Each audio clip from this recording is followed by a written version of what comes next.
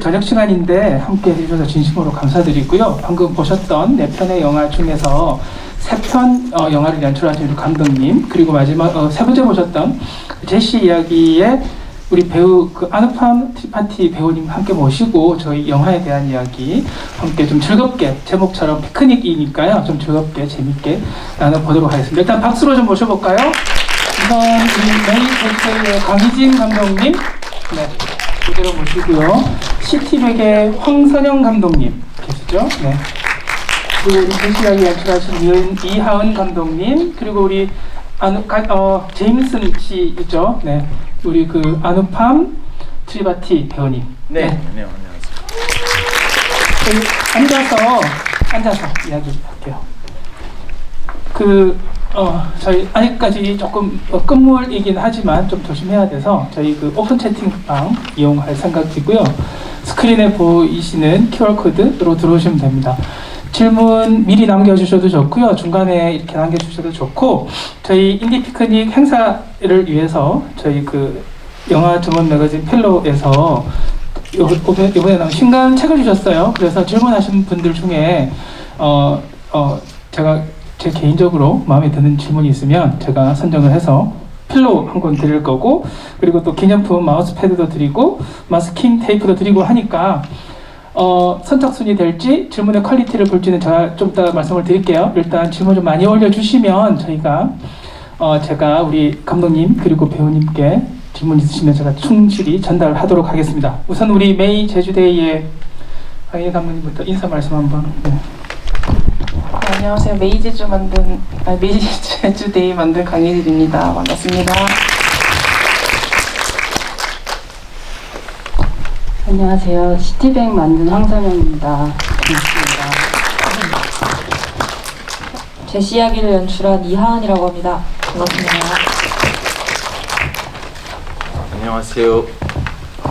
안녕하세요. 제시 이야기 제임스 니콜 맡은 배우 아누팜입니다. 반갑습니다. 네, 모두들 환영합니다. 저희 그래도 이제 서울독립영화제 인디 피크닉을 통해서 상영을 하는 것, 그리고 지금 시기에도 상영을 하는 거는 좀 다른 의미가 있을 거라는 생각이 좀 저는 들었고요. 그리고 또 하나는 이제 부제가 이 단편 3묶음에 나의 이름이 너를 부를 때 이런 소제목이 붙어 있는데, 그것처럼 뭔가 좀 사회적으로 그리고 좀 역사적으로 어떤 잊혀져 있는 존재들, 그리고 사회적으로 소외되고 또 아니면 사회적 약자들에게 우리가 어떤 그들의 존재를 바라보는 어떤 한국의 창작자들의 어떤 그런 태도, 그리고 이 창작자들이 어떻게 그런 것들을 영화적으로 표현하는지 각자 좀 다양한 방식들로 볼 수 있는 묶음이구나, 이런 생각이 좀 들었어요. 그래서 그런 어떤 창작자들의 개성이나 그런 작업 방식들이 좀 잘 드러나는 그런 묶음이 아니었을까라는 생각이 좀 들었는데, 감독님들의 입으로 이 작업에 대한 소개를 조금 해주시면 좋을 것 같아요. 어떻게 처음 시작하시게 되었는지도 좀 괜찮을 것 같고, 아니면 어떤 인연으로 시작하게 되셨는지를 좀 들어봐도 좋을 것 같아서 그런 질문 먼저 시작하도록 하겠습니다. 우리 강희진 감독님. 네, 저는 한 3년 전쯤에 우연히 기념관에서 생존자분들이 그리신 그림을 보게 됐고요. 뭔가 이렇게 세월이 되게 많이 흘렀는데 이분들은 자라지 않은 듯한 느낌이 들었고, 사삼을 표현하기에 적합한 어떤 방법이 아닐까라는 생각으로 여러 생존자분들을 만나고 같이 그림을 그리는 과정을 통해서 제작을 했습니다. 저 같은 경우는 한 9년 전인가 이 이야기로 다큐멘터리를 만들어 보려고 시도를 했었는데, 그때는 이제 친구의 죽음으로부터 몇 년 안 지났던 시점이라 제가 좀 감정적으로 거리두기가 안 되더라고요. 그래서 좀 세월이 많이 흘렀고 이제는 좀 감정을 좀 내려놓고 얘기를 할 수 있겠다 싶어서 이제는 만들어 볼 수 있지 않을까라고 생각을 하게 됐고, 또 그러는 과정에 중간중간에 좀 청소년들 만나는 작업을 많이 하게 돼가지고 사람은 다 다른데 비슷한 사연들을 많이 만나게 됐어요. 그래서 같이 묶어서 작업을 해보게 됐습니다. 제시 이야기는 처음에 오프닝 장면에 나오는 그 병원에서 제 임신과 제 임순으로 엮이게 되는 그 에피소드를 떠올리면서부터 영화를 시작하게 되었고요. 그 다음에 또 하나 제시 이야기를 제가 준비하면서 하고 싶었던 거는 좀 따뜻한 이야기를 하고 싶었어요. 좀 코로나도 있고 각박한 이 세상에 사람들의 마음을 좀 힐링하는 영화를 만들어 봐야겠다 라는 마음으로 그 할머니와 인도에서 온 청년의 우정을 그린 한 편의 동화 같은 영화를 찍어보자, 네, 그런 식으로 구상을 시작하게 되었고, 여기 계신 이제 주연 배우 아누팜 트리파티 씨와는 원래부터 학교에서 이제 선후배 사이로 알고 있었던 사이였어요. 그래서 제가 제안을 했는데 또 흔쾌히 오케이를 해주셨고, 네, 그렇습니다. 그럼 먼저 우리 아누팜 배우님을 생각하시고 스토리를 생각하신 거예요? 아니면 순서가 어떻게 되셨던 걸까요?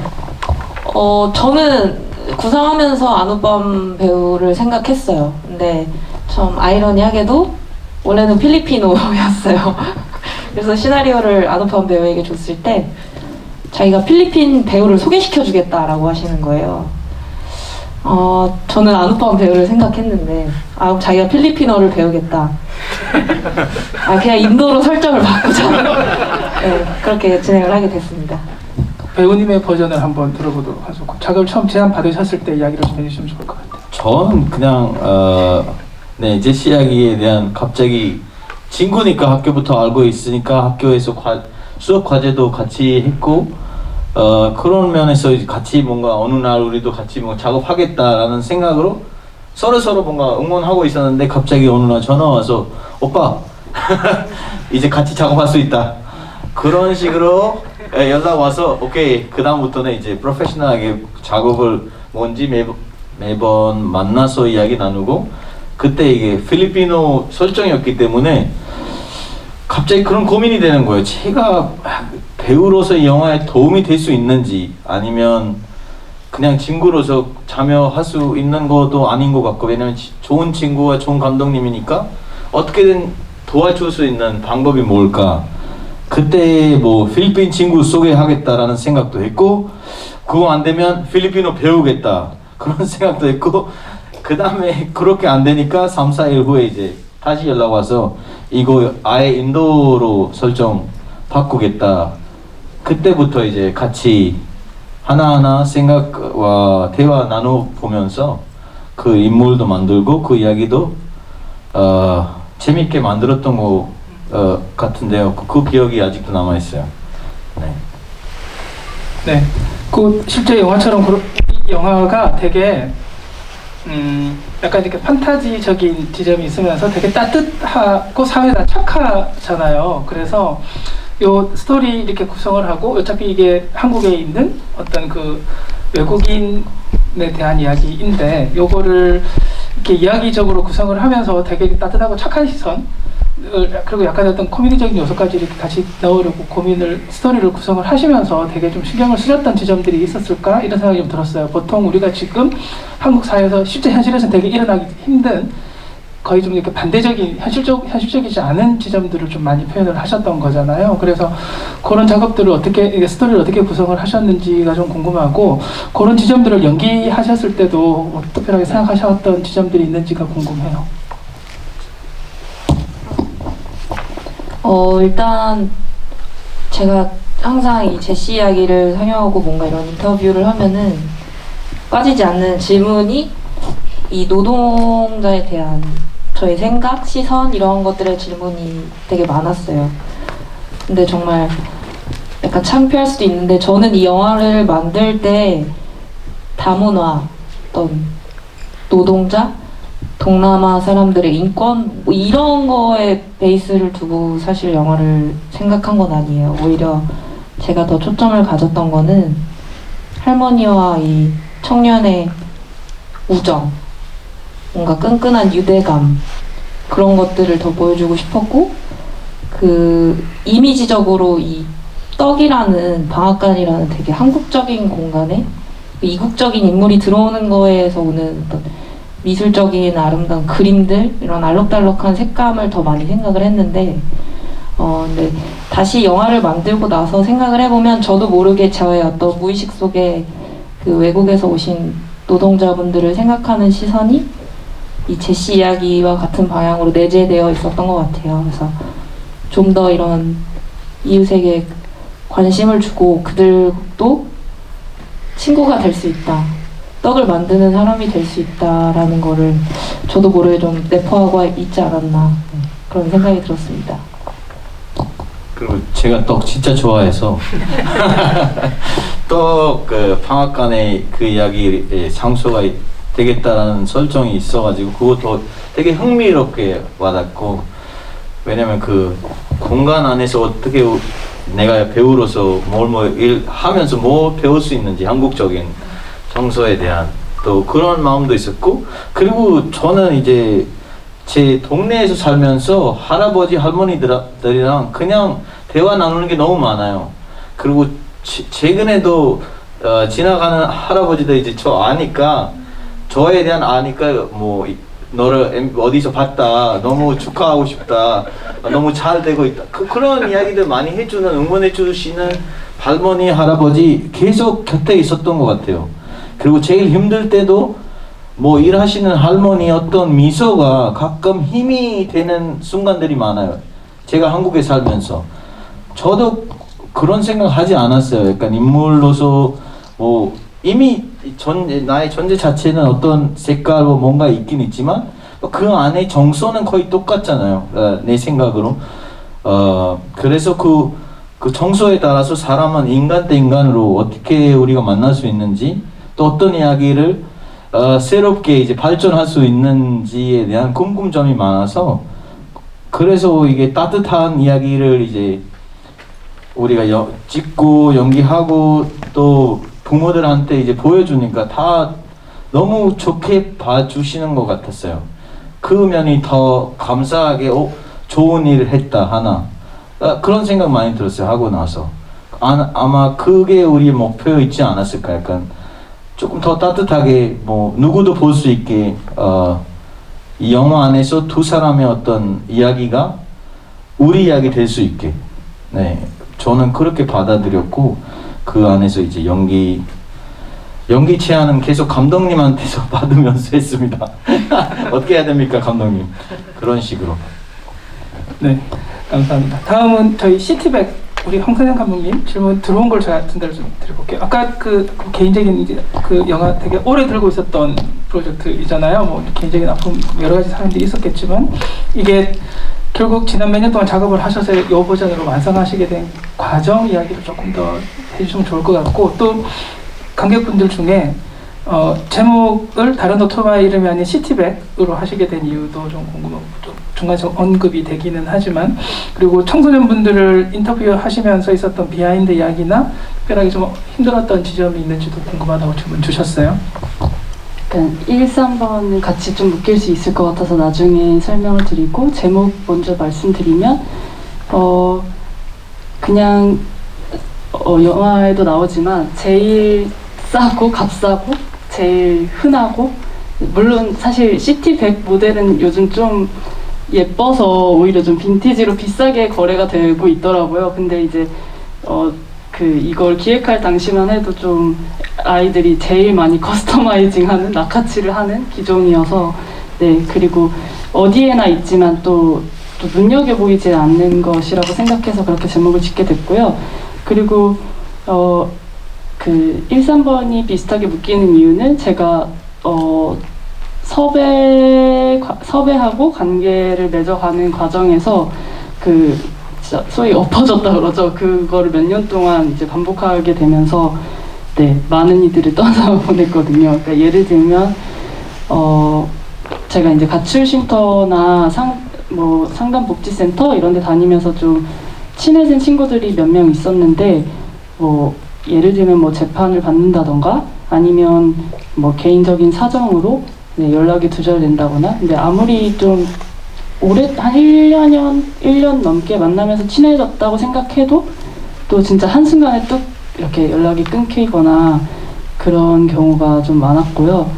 네네. 그래서 그렇게 한번 연락이 두절되고 나면 제가 또 몇 달 동안 작업을 못 하겠더라고요. 네, 그렇게 해서 조금 지연된 감이 있었고, 그리고 이 친구들은 이제 거의 막판에 같이 만나서 지내게 됐는데, 그냥 이건 소소한 에피소드는 그 당시에 이제 저도 학생이었고 이거 만든다고 돈벌이가 없어가지고 얘네가 저보다 돈을 많이 벌었거든요. 그래가지고 이제 인터뷰를 하고 나서 제가 이제 내가 밥 사줄게 이래가지고 그럼 뭐 사주실 건데요? 그래서 뭐 비싼 고기 사달래요. 구워주는 고깃집을 가고 싶대요.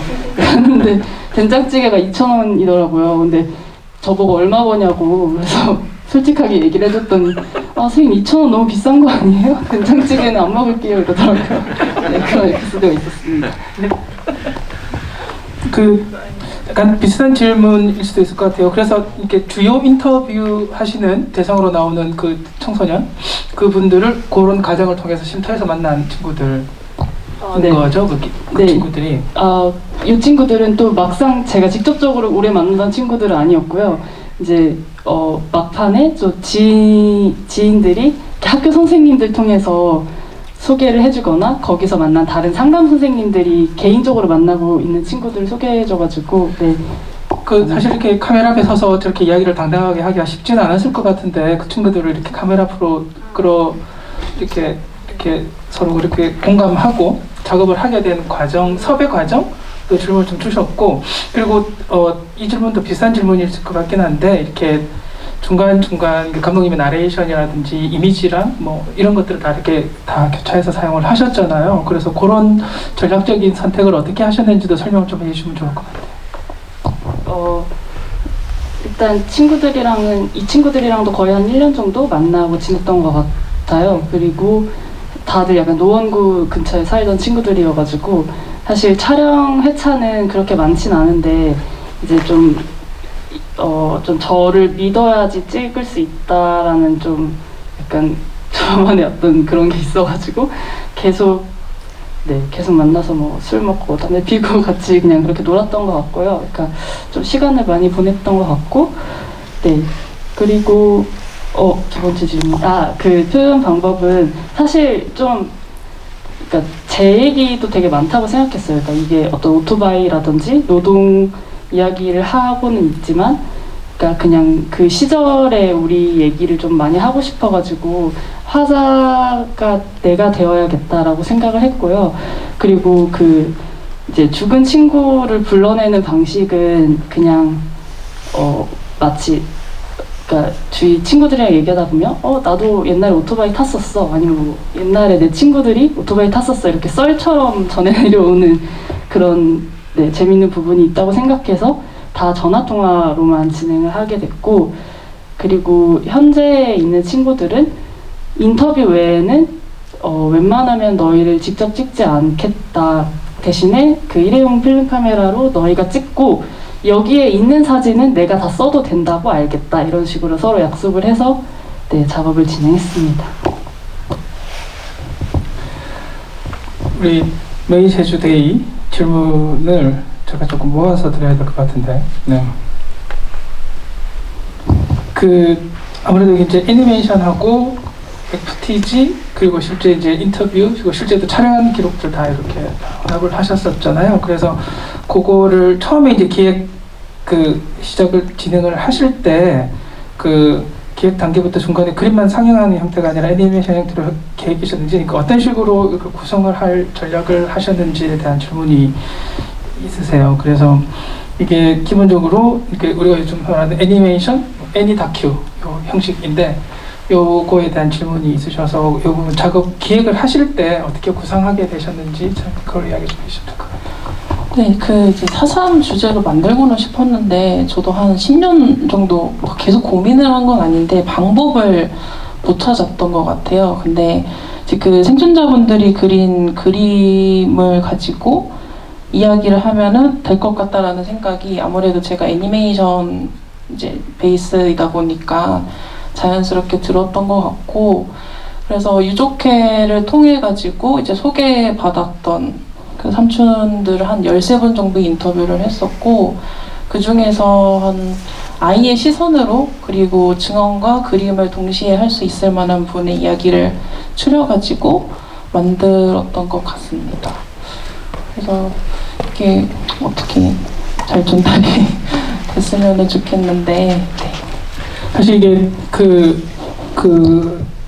이게 아까 잠시 언급을 하셨던 그 전시의 이야기, 그게 어디에도 없었던 당신의 이야기, 사상 재단에서 하시는 여러 가지 전시회라든지 그 증언 대회 이런 것들이 계속 좀 있잖아요. 사실 이게 자료가 많이 안 돼 있기도 하고, 그래서 그런 노력들을 하는 과정에 있어서 사실 감독님이 이렇게 아이디어를 좀 받으시거나 그런 작업을 하시게 되는 게 좀 있지 않았을까? 이런 생각이 좀. 네, 그래서 기존에 그 진행했던 전시회에 사실 허락을 구했으면 좋았을 텐데 제가 허락을 못 받아서 이제 새로 시작을 할 때는 그 기존에 전시회를 진행하셨던 작가님들의 어떤 조언 같은 거를 구해가지고 작업을 했던 것 같아요. 그 중간에 이제 공간적인 특성이 당연히 그러니까 어쩔 수 없이 들어오는 거지만 그 제주라는 어떤 공간적 특성들을 잘 드러나는 특히 이제 사투리라든지 뭐 노래라든지 이런 것들을 어떻게 또 구성적으로 이렇게 배치를 하는 과정에 대한 고민들이 어떠셨는지도 좀 궁금해요. 네, 오늘 사실 상영본이 그 수급이 영문으로 돼가지고 제가 너무 송구하다는 말씀을 좀 드리고 이제 기본적으로는 한글 자막으로 해서 되도록이면 내용 전달에 좀 주력을 하긴 하거든요. 근데 예를 들면은 이제 노래 같은 경우에도 아마 뜻은 다 안 와닿았겠지만 그 제주도 아이들이 부르는 동요가 또 있었어요. 근데 이걸 넣게 된 이유는 뭔가 사건으로 인해서 그 어르신들이 유년 시절을 잃어버린 느낌이 저는 들었었고, 증언을 하시는 분 중에 본인이 어렸을 때 놀았던 기억을 되게 자세하게 그리시는 분이 한 분 계셨어요. 저도 그림을 같이 그리는 과정에서 그냥 사산뿐만 아니라 그 전과 후의 기억 자유롭게 그려도 괜찮다, 생각나는 대로 얘기를 해달라고 부탁을 드렸더니 그런 놀이하는 과정을 되게 많이 그리셔서 이 영상 안에서는 이분들이 어떤 잃어버린 것들을 다시 뛰놀게 하고 싶다라는 생각으로 이제 제주도 동요가 들어가는 그런 것들을 넣었던 것 같습니다. 한 가지만 더 질문 주셨던 걸 제가 읽을게요. 후반부쯤에 그 노란색, 파란색, 빨간색 등 5가지 색깔이 등장하고 색깔들이 시작하면서 그림이 바뀌는데 그 장면이 앞에 제사 지내는 장면과 이어져서 갈등이 해소된 것인지 하는 궁금증이 생겨서요. 그 장면 연출하신 의도가 궁금합니다. 네, 그러니까 원래는 이제 오방색을 좀 표현을 하고 싶었는데 초록색 같은 경우에는 해당이 안 되더라도 뭔가 이분들의 남은 한 혹은 그 사건으로 인해서 돌아가신 분들의 한을 이 영상 안에서는 뭔가 해소를 시키고 싶다라는 생각을 해서 뭔가 그런 그 학살을 당했던 장소나 뭔가 영혼이 남아있다면은 모든 한을 풀고 올라가셨으면 좋겠다는 생각으로 연출을 했던 것 같아요. 뭐 동굴이나 어디 그런 장소 같은데. 제가 관객분들이 주신 질문을 제가 전달을 좀 드릴게요. 제시 이야기 질문은 영화 속에서 컷의 구성에서 카메라 무빙이 많았는데 연출하신 의도가 있는 것이 궁금합니다. 어떤 의도셨는지가 궁금해요. 그리고 방앗간을 배경으로 촬영하신 이유, 잠시 하시긴 하셨지만 방앗간을 배경으로 하신 이유, 그리고 우리 제임슨 연기하신 우리 안우판 배우님에게 가장 촬영 시 기억 남는 에피소드나 재밌는 기억? 네. 저는 강예심 선생님 만나는 거, 선배님 만나는 자체가 되게 기억에 남아요. 왜냐면 그 선배님, 선생님을 공연에서 봤고, 공연하다가 공무원 왔을 때도 그 15년에 처음 이제 뵙게 됐고, 그 선배님은 계속 알고 있으니까 연기자로서 계속 우리가 보면서 배우는 입장이니까 선생님 보는 순간 강예심 선배님 여기서 연기하니까 같이 그 면이 되게 좋았고, 그리고 떡 진짜 맛있게 먹는 순간들이 많았어요. 그날 계속 떡만 먹었다가 한참 떡 안 먹을까 생각하다가 또 떡 보이면 먹게 돼요. 떡 맛있어요. 그런 시간들, 그리고 그때 만났던 친구들 다 하나하나 어떤 희망과 꿈 있는 친구들 만나서 이야기 나누는 게 저는 거의 즐거웠어요. 그 내내 3, 4일 내내 그 촬영 현장이. 그리고 그때 기억 남는 거 하나 더. 그 영상에 그 방앗간 옆에 기차가 땡똥 땡똥 그 소리가 계속 가끔 꿈속에서도 나타날 때가 있었어요. 땡땡땡땡 그 소리. 네. 일단은 촬영의 무빙에 관해서는 저와 촬영 감독님이 이 프리프로덕션 작업을 할 때 제가 한 가지 그냥 부탁드린 거는 있었어요. 카메라가 가만히 있지 않았으면 좋겠다.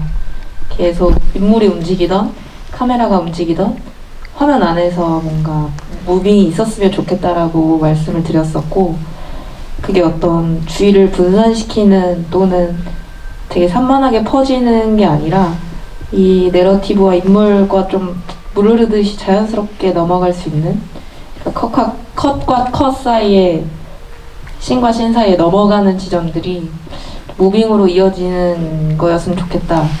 어떻게 보면 저도 이제 영화 연출을 하면서 배워가는 입장이니까 그런 것들을 시도해보면서 좀 배워가야겠다는 생각을 했었고요. 그 다음에 방앗간 같은 경우는 제가 또 한창 뭔가 이런 사람들이 어떤 직업을 갖고 있는 것에 대해서 되게 관심이 많아서 떡을 만드는 공정에 되게 관심을 가졌었어요. 그 KBS의 극한 직업이라는 다큐멘터리를 보시면 이 떡을 만드는 과정이 되게 세세하게 잘 나와 있는데 저는 보면서 그 과정이 되게 신비롭더라고요. 가루가 이렇게 쏟아져 나오는 거나 그 갓 쪄낸 떡이 이렇게 퍼지면서 약간 마그마처럼 이렇게 흐르는 그런 이미지들이 있거든요. 그래서 내가 느낀 이 신비로움을 관객들도 보고 느꼈으면 좋겠다. 네. 그런 식으로 좀 연출에 초점을 잡았던 것 같습니다. 그래서 제가 떡 많이 먹었어요. 그렇게 많이 먹진 않았어요. 많이 먹었어요. 알겠습니다. 네, 오늘 가실 때 다 떡 한 번씩. 네. 사실 시간이 좀 늦긴 해서 저희 이제 근황 토크이자 요 근래 어떻게 지내고 계시는지 뭐 당장 아주 그 단기간 목표가 무엇인지 이런 이야기들을 좀 하면서 정리를 좀 하긴 해야 될 것 같고요. 제가 드리는 부탁은 아니고 관객분 중에 한 분이 우리 아누팜님 노래 불러주세요라고 올렸으니까 어떻게 하실 건지 한번 생각 한번 해보실까요? 노래 불러. 와우. 이거 처음 들었다 인생에서. 유치한 하지만 재밌다. 어떤 노래 해줄까요? Country road, take me home to the place I belong. West Virginia, Mountain Mama, take me home. 지한이 들어왔었어 했습니다. 원래 노래 잘 못합니다. 네. 잘합니다. 감사합니다. 네, 우리 한예종 최대 아웃풋 아니겠습니까, 우리 아누파? 네. 네. 그렇죠. 그 동기 아까 잠시 이야기했지만 그 동기분들이 다 그래도 다 역할을 다 잘하시고 같이 공부하셨던 그때 당시 그 외국에 들어와서 그때 공부하셨던 그 한예종 출신 그분들이 네. 다 좋은 역할을 열심히 다 잘하고 계신 것 같아요. 감사합니다. 더 열심히 하겠습니다. 알겠습니다. 네. 감사합니다. 저희 우리 강희진 감독님부터 이렇게 근황과 단기 목표를 이야기를 하면서 정리를 좀 해볼게요. 장편 하셔야 돼서 스트레스가 이만저만이 아니신 걸로 알고 있는데. 네, 이제 단편에서 만난 분들이랑 작업하면은 한 3장에서 6장 그림을 많이 그리는 편이었거든요. 근데 저 없는데 혼자서 한 50장 정도 그리신 분이 계세요. 그래서 뭔가 해야 될 이야기가 더 있는 것 같아서 지금 장편 작업을 하면서 제주도에서 지내고 있습니다. 네, 얼른 만들게요. 네, 메이 제주데이를 가지고 장편 버전으로 작업을 하고 계셔서 굉장히 요즘 고생을 많이 하고 계십니다. 네, 화이팅입니다. 우리 황선영 감독님. 직접적으로 지금 작업을 하고 있지는 않는데 제가 다음 작품 생각하는 거는 이제 20살이 넘었지만 여전히 그 청소년의 시기와 비슷한 생활을 하고 있는 이제 후기 청소년에 관한 이야기, 네, 그리고 여기 나왔던 친구들하고 계속 이야기를 나누는 중입니다. 저는 지금 열심히 학교를 다시 다니고 있고요. 네, 그래서 시나리오를 열심히 쓰고 있습니다. 네. 근황입니다. 저도 이제부터 새로운 시작이니까 하나하나 스텝 every step 소중하게 앞으로 하려고 노력하고 있습니다. 많이 응원과 파이팅이 필요합니다. 네, 우리 함께 해주신 우리 세 분의 감독님 그리고 우리 안욱환 배우님 모두 다 응원 드리고 함께 늦은 시간까지 정말 함께 해주셔서 감사드리고 그리고 참여해주신 관객 여러분들께 진심으로 감사드리면서 다들 좋은 질문 해주셨으니까 제가 감히 평가를 미치는 아니고요. 순서적으로 제일 처음 해주셨던 날씬한 하마님께 필로우, 그죠? 그리고 두 번째 귀여운 라이언님에게 뭐죠? 마스킹. 네, 세 분 드려야 되죠. 그리고 음료수 마시는 어피치 님께 저희 선물 드리겠습니다. 우리 저기 팀장님한테 수현 팀장님한테 오시면 돼요. 우리 서로에게 격려 박수 보내면서 마치도록 하겠습니다. 수고 많으셨습니다. 감사합니다. And don't mind my 노래 그렇게 잘못합니다.